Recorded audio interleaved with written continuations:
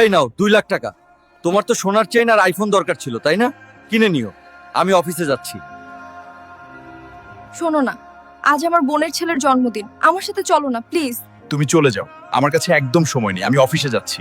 Hulk, রাত 2টো বাজছে, ঘুমাবে না? অফিসের কিছু কাজ বাকি আছে, সেটাই করছি। আমার একটু সময় লাগবে, তুমি গিয়ে শুয়ে পড়ো। এই তো অফিস থেকে কাজ করে এলে, বাড়ি এসে আবার অফিসের কাজ। কাল আমার মিটিং আছে, আমাকে প্রস্তুতি নিতে হবে। তুমি গিয়ে শুয়ে পড়ো, আমার মাথা খারাপ করো না। হ্যাঁ, আমি অফিসের জন্যই বেরোচ্ছি।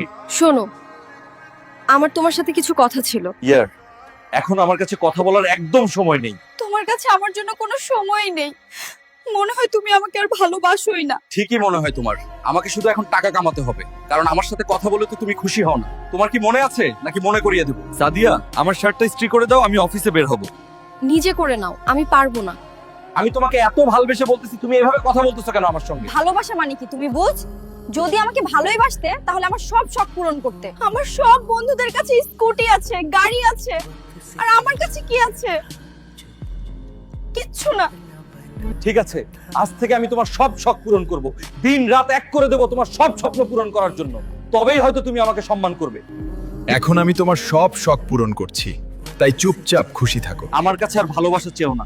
যা যা জিনিস লাগবে চেয়ে নিও, কিন্তু আমার সময় আর আমার ভালোবাসা আর চেও না। ওটা আমি আর দিতে পারবো না।